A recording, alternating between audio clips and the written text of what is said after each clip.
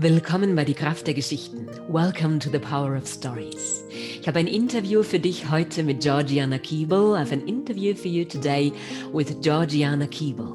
She's a pioneer of storytelling. Sie ist eine Pionierin des Geschichtenerzählens. Und das Interview ist auf Englisch. Du kannst dir aber auf YouTube die deutschen Untertitel dazu klicken. Ich habe hier unter dem Video einen Link für dich, der führt dich zu einer kurzen Erklärung, falls du das noch nie gemacht hast. This was for the German listeners. I just explained they can click on the German subtitles. And now I wish you inspiration with the power of stories. Ich wünsche dir ganz viel Inspiration und Freude mit der heutigen Folge. Hello and a very warm welcome to the power of stories. I'm very happy to have an interview guest today. Georgiana Keable is a storyteller and author of the book, The Natural Storyteller. And your book is a source of inspiration for me. I love it so much. I'm so happy you share your time today. Thank you so much for coming. Thank you, Annika. It's so wonderful that the book is appreciated. That's why I made it. I want to share it and I want people to be telling those stories. So it's brilliant. I actually did tell already 2 of them. Great! Which ones? The Wangari story, which made me cry when I heard it for the first time. Yeah. And the story of Brian, who was rubbish at storytelling. Great. Which made me laugh so much. Yeah. How did you become a storyteller? I just want to say with that Wangari story, because I feel it is when you're saying, I love the name of your podcast, The Power of Story, because that story is powerful. Yes. And I tell it to kids when we've been going on a long walk together. And, you know, they're like really into the walk, but now they're walking barefoot because we say to them, you know, now you can have a challenge and walk barefoot. And they're like, oh my goodness, my feet, you know, so they make a big fuss. And then they hear that story. And after that story, they never complain. It puts things into perspective. Yes. And they hear about a girl who is so big, who has such a big vision. And that's the power of story. Makes me shiver even now. And you met her personally? Yeah, I did. In fact, I told her a story. Wow. And she, you know, at once if people understand stories, she sat in the audience and she nodded her head and she made me feel like I was the world's best storyteller, you know. And that's, I mean, it's an African thing. Often Africans are very good story listeners, or traditional people generally are good story listeners. And she was wonderful. Yeah. Wow. Beautiful. So how did I become a storyteller? I grew up as a bit of a spoilt brat in London, really. And, you know, my mum and dad were well-heeled, they were rich, but it was hard. London school was tough. If you said a bad word, the teacher would take a scrubbing brush and soap and scrub your mouth out. If you started to cry, they would bring plants and put it in front of you and say, don't waste water, just cry on the plant. Wow. They would laugh at you. And if you were a boy who did something wrong, they'd put a dress on you. So it was very competitive. It was very hard, that London school. And at the same time, my mum and dad would take us out every weekend. They'd put us in the back of the car and drive us to my granny's cottage. And that was like day and night. There it was playing. It was freedom. It was connection. And in that place, all that fear, somehow it wasn't there. And I felt I could climb trees. I was brave. I felt the meaning in the life. And I loved to play and play and play. And my mum told us stories. And she'd been a teacher and she told us all kinds of stories. Stories from the Bible, stories from Ireland, stories from Tibet. And I never remember her. She's here right now. I've come to visit her. She's 97 years old now. But I never remember her telling me the stories. But the stories went in and they stayed. And they became, it's like a little treasure that you've got that nobody can take away. And many of the stories that I still tell today, I got them from my mum. But you know how it is when you're growing up, you just think, well, that's normal, mum tells stories. And I didn't think about the fact that nobody else that I knew in London, their mums didn't tell them stories. And then I wanted to be a very famous celebrity when I grew up. I didn't really mind what kind of celebrity, anything, ballet dancer, film star, whatever. But the problem was I was terrified of standing up in front of people. You can imagine going to that kind of school, standing up in the class was horrific. Just, in front of 42 kids I had in my class. And so I just thought, well, when I'm grown up, everything is going to change, and I'll just be able to do it.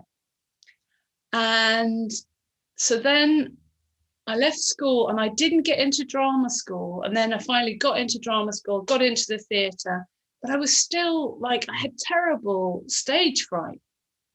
I could do it and I could do it well at times, but this stage fright was horrible.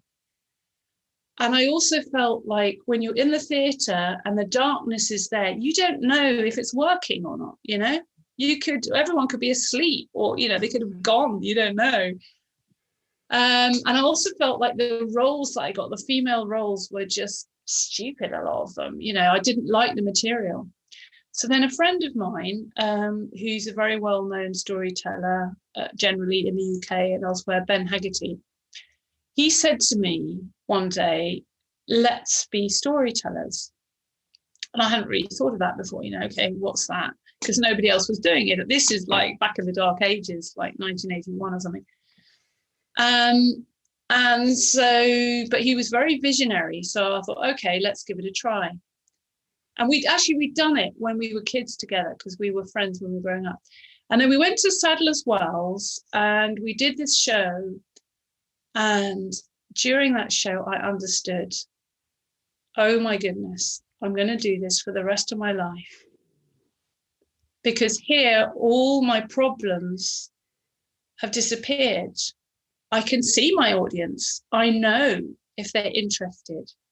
They're with me. We're doing this together. I also didn't get frightened because the story that I wanted to tell was so much more important than me as, do you look pretty or whatever it is. That was not important. I had to share that fantastic story with them. And what was the third thing? Well, yeah, it's the material. Mm-hmm. You can choose the material. You don't have to tell a lot of rubbish. You can actually tell them something that you feel driven to tell. So that's how I became a storyteller. Oh, that's a powerful story as well. Wow. And now in the book, you have lots of nature stories and woods, trees, birds, water. And this is probably your favorite material, I assume? Totally. That is my material. I feel like we humans have tragically shut ourselves off. We've made these boxes that we shut ourselves in, and we shut our children into boxes, and so we become disconnected. And it's not our fault, we're shut off. But these stories can give children a window. It can give them a little way out and an opening, because they know, they're born with that knowledge. We all are. But we have to meet it. So I believe that we are born both with a love of nature. There's something called biophilia, which is, a scientific term, which means our love of nature. And I believe that we're also born with what I call storyphilia, and that means that we recognize stories. Mm-hmm. Because so often I've told stories to children that have never heard a live storyteller before, and they're, yes, that's it. Just tell me another one, you know? They at once, it's like they recognize it. That's true. Yeah. And you said you would share one of your stories with me and the audience. This would be fantastic. Okay. Well, it's always difficult to know what story to share, but I like to share a story which is in Norway. I mean, any story can travel, but this story is about the Töchtern, as we call it in Norwegian. I don't know, do you have that in Germany? It's like this, the tree which is in your farm or near your house, and the whole, you don't recognize it. No. It's like, it's your family, it's part of your family. It's a tree. Okay. And yet, like if it's Christmas time, you'll take the rice porridge and you'll give it to the tree. You might pour some beer under the tree. It's, you know, it's a living member of your family. And it's been very strong in the Nordic countries, but you find it all over the world, actually, with traditional people, that they have maybe more than one special tree. And sometimes they even carve like the names of important people or dates into the tree. And yeah. So this is about the Töchtern. And it's about a mum and dad and their child. And they had a magnificent tree in the center of their farm. It was huge. It seemed to reach up into the heavens. And yet they weren't rich. They were a poor little family. They had a poor little farm. They call it husmann in Norway. It means that you're not really a farmer. You often don't really own your own land, but you're allowed to stay there. And this little family, although they were poor, they were living on the edge of what you can survive on. They just had one cow and they had 2 sheep and 3 chickens. They had just about enough to eat, enough berries out there and enough potatoes that they could grow. And yet they were contented. And every year turned for them like a great wheel. And it was always the same, and yet it was always new. And they worked together and they sang together and they played together. There was just one trouble that they had, and that was their neighbors. The neighbors of this family were rich, had everything that money could buy, except for that contentment. And perhaps for that reason, they hated the little family. Well, one day, the boy came in, as he did every evening, as I do now on my farm, because I don't have water in my house. And he came with 2 buckets of clean, clear, shining water from his well and put them on the ground, as he always did. But on this day, he could see in the faces of his father and mother that something was terribly wrong. And they said, "Our child, we've been to see the wise woman, and she has told us that death is not far off from us. But don't be frightened, our child, because the Töchtern, the big tree that's growing out there in the farmyard, it will take care of you, whatever happens." Well, it happened like the mother and father said. They became pale and thin and sick unto death. And one day they went out into the forest and they didn't come back. And the boy lay down on his earth floor and his tears mixed into the mud. And suddenly he remembered what they'd said. You can probably remember it too. They'd said that the tree would look after him. He thought, that's just so stupid. I mean, how could a tree look after a boy? And yet he knew that his mother and father had never lied to him. So he went outside and he sat under the great tree. And he looked up into the hundreds and thousands of beautiful leaves, whispering in the wind. And they seemed to be whispering to him and saying, "Boy, don't be frightened. Your mother and father are at peace now. We'll look after you." And the boy sat under the tree and he fell silent, and the tears stopped streaming down his cheeks. Well, the neighbours had heard what had happened, and they came into the farmyard. And when they saw the boy, and they saw that he wasn't even crying, they looked at each other and they said, "This is typical of that family. I mean, his mother and father have died. Even now he's not crying. This is wrong. It must be something to do with that tree." And they fetched their ladders and they fetched their saws, and they sawed down the branches of the tunes there, and they came crashing to the ground. And when the boy saw the tree being destroyed, as if its beautiful hair was falling down onto the ground, he fell against it crying. But as luck would have it, he fell against the trunk of the tree. And from inside the trunk, he heard a voice saying, "Boy, I'm the trunk of the tree. I've been living here for hundreds of years, and I've seen many people walk by, and some of them are nasty and mean, like your neighbours, and others are like your mum and dad, filled with kindness and wisdom and sense. Don't worry about those neighbours.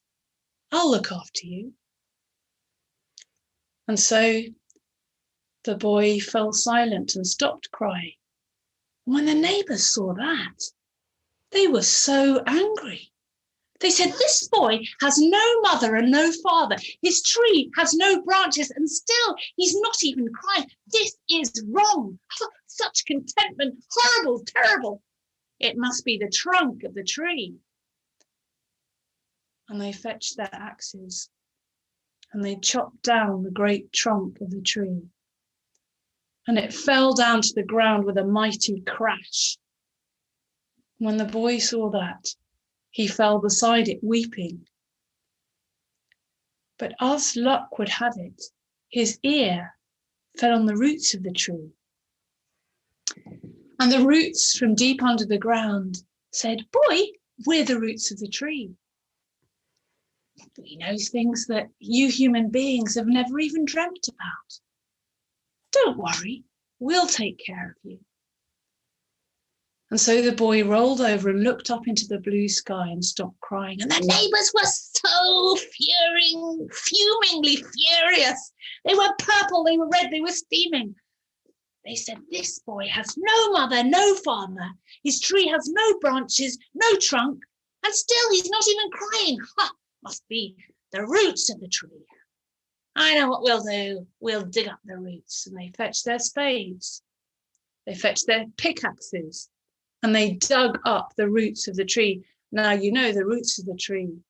They stretched far and wide, and it was a big job. But they worked until the sweat was pouring down their backs, and then they assembled all the roots of the tree together, and they set fire to it, and the tongues of fire were licking around the roots and burning them. And the boy was standing in the smoke with the tears pouring down his face, thinking, "Why can't they leave me and my tree alone?" But just then he saw something. He saw some sparks shooting up from the fire. And the sparks and the ashes called down to him and said, "Boy, we are the ashes of the tree.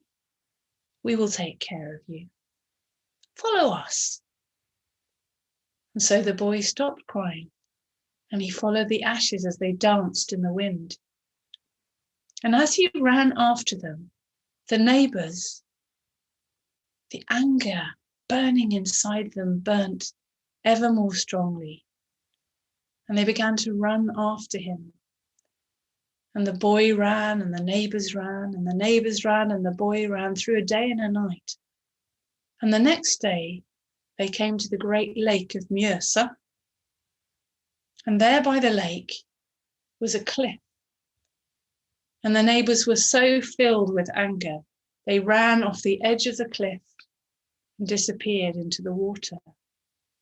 And the boy sat down, shaking his head. Those neighbours.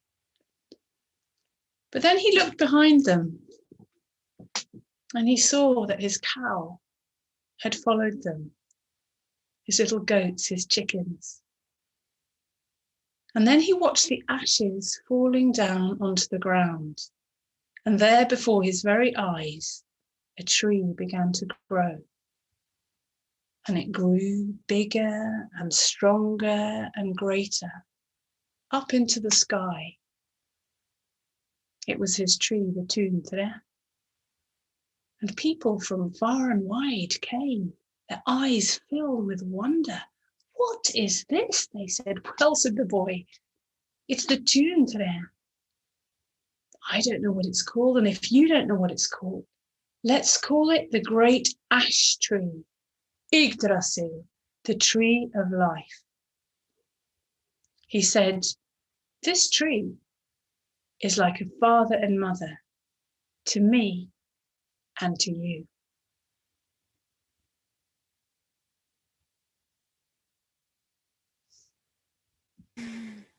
Wow. Thank you so much.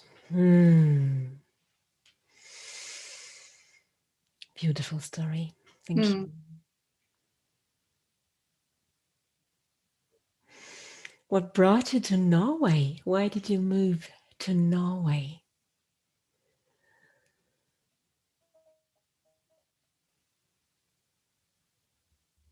Oh, it's frozen. One moment. I couldn't hear you. I asked the question again. Beautiful story. Wow. What did you bring to Norway? Why did you move there? I moved there because of love. I met a very handsome Norwegian man in England, and I'd never heard of Norway. I mean, I'd heard of it, but it was like, Norway, you know, it sounds very old-fashioned. And then the first time he took me there, he was very clever. He took me over there, and I just fell in love with it. It was just so beautiful. And I was a storyteller by then, and I could see that storytelling was so deeply rooted in the Norwegian culture. Like everybody, pretty much everybody, has some relationship. Somebody has sung to them or told a story to them in a way in which is not true in England anymore. I mean, storytelling is reviving in England, but that tradition was broken for most people. Mm-hmm.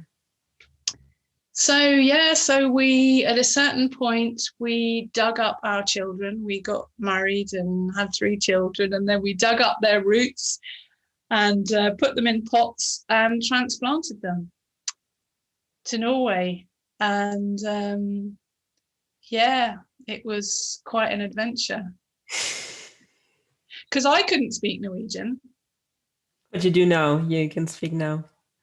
Of course. Det jobben min. Liksom, jeg er en historieforteller, så I have to tell stories. And that learning of language is, I think it's a good thing to learn, because it's like you become a baby again. Yes. You know, you don't know anything, and you have to be a bit humbled. Which is good for you if you're a bit possy like me. And you do give a lot of advice in your book as well for storytelling and how to learn a story as well.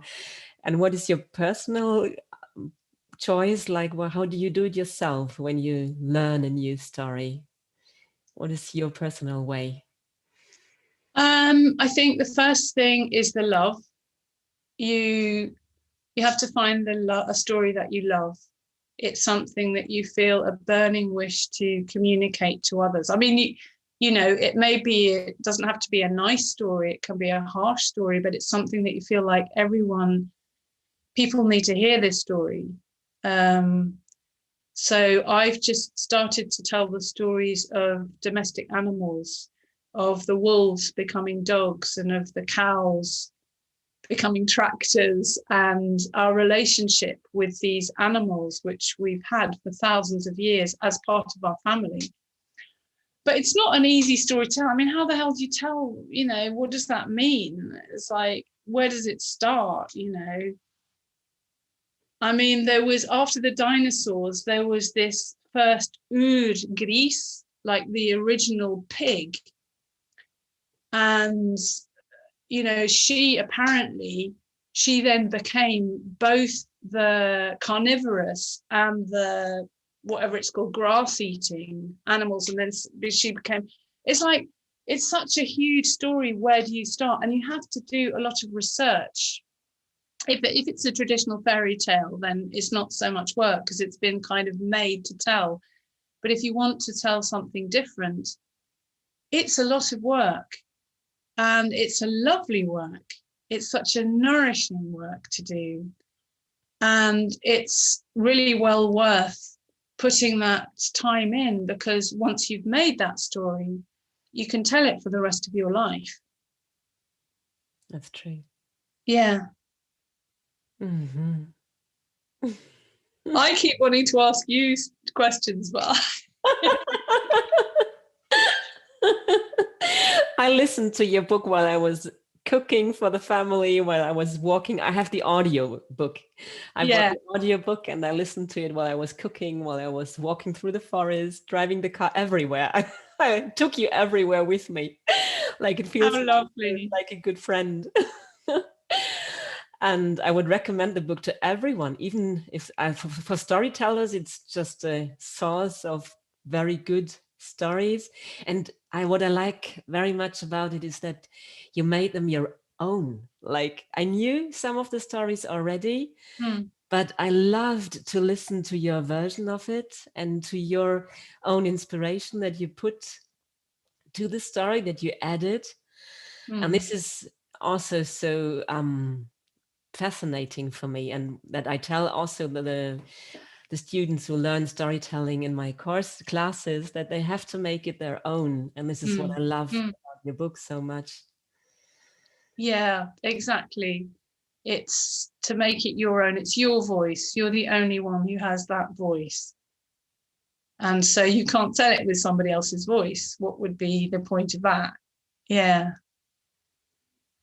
Yeah, I was telling stories in Iran. I've been there a few times. They have a lot of storytelling in Iran. And in fact, the women are the storytellers there. That's what we experience anyway. They have a massive storytelling festival. And the storytellers are 95% women, I would say.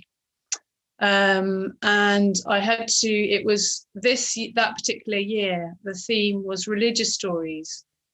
And I wanted to tell the story of Noah, because as far as I can see, it's about climate change, and it's about it's about a flood, and it's about somebody who doesn't give up and who wants to listen, in the story, to listen to God, but you could say to listen to what the truth is, to listen, to see what's happening. And all his neighbors are just like, no, there's no flood. What's the problem?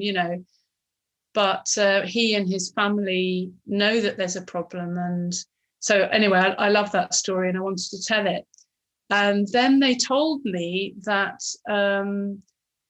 all the big mullahs would be there. I was going to tell the first story in this. It's got a very high profile in Iran, and all the mullahs were going to be there. And it's actually illegal to tell a story from the Quran, without using. You have to tell the story as it's written down. You can't make up your own version. And I was working with this brilliant Iranian storyteller, and I was like, what's going to happen? She was chill. She was great. And so, the mullah was giving the speech before my story, and my neighbor said, he's saying that, you have to do it like it's in the Quran. I was like, okay. And then we came out and we told it, and it was, they loved it.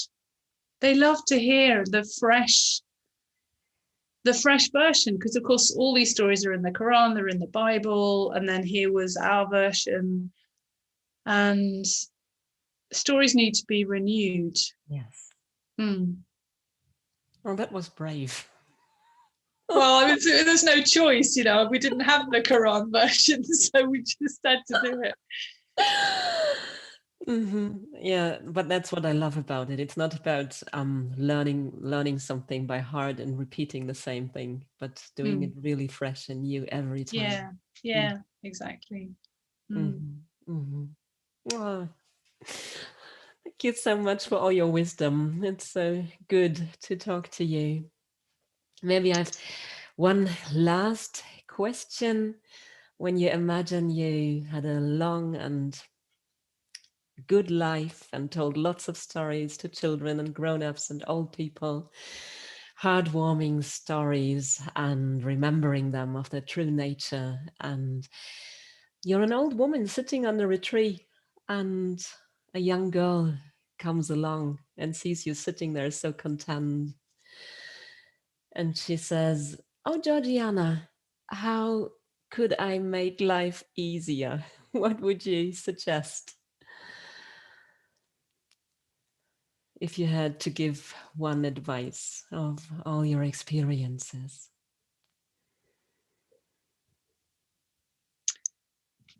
I think that there's a universe inside us. There's an incredibly beautiful world and an ugly world outside us. And there is a whole universe inside us. And because we don't use our bodies so much in this time, we don't always feel it. We don't always listen to it. But the answers are inside us. And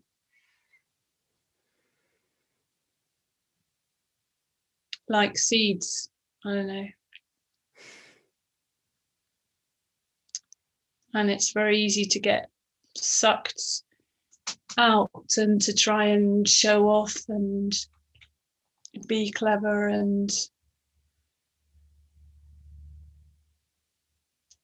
but if we can help each other, I think we need to help each other to do that. And storytelling, I think, is a very good way. We tell each other the story and we become peaceful, and in some magical way we're brought more into this moment at the same time as we're in the parallel universe of the story. We can kind of come back to the gift of being alive.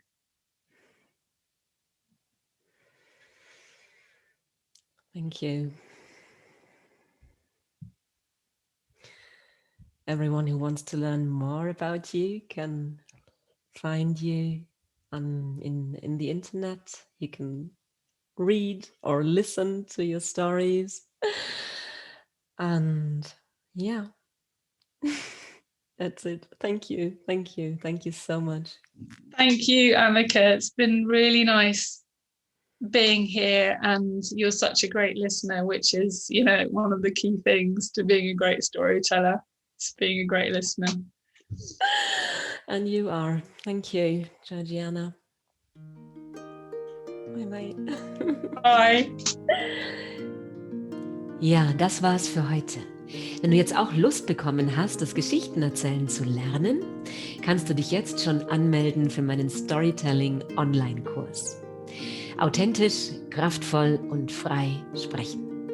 Wir starten wieder am 17. September. Und ein Wochenende später, vom 24. bis 26. September, findet mein Kurs statt im Landhaus Kennerknecht bei Oberstaufen. Das ist wunderschön dort, ganz wunderschön auch in der Landschaft hier mitten im Allgäu. Und wir werden von Freitagabend bis Sonntagmittag eintauchen in die Welt der Geschichten. Ich freue mich sehr darauf. Es gibt noch ein paar freie Plätze. Kannst du dich jetzt gleich anmelden, wenn du dabei sein willst. Ja, und der Podcast, die Kraft der Geschichten, der geht vom 1. August bis 17. September in die Sommerpause. Wir nutzen die Ferien für Inspiration, für kreative Schöpfungsprozesse, für Experimente. Und du kannst dich dann wieder auf die nächste Folge freuen am 17. September.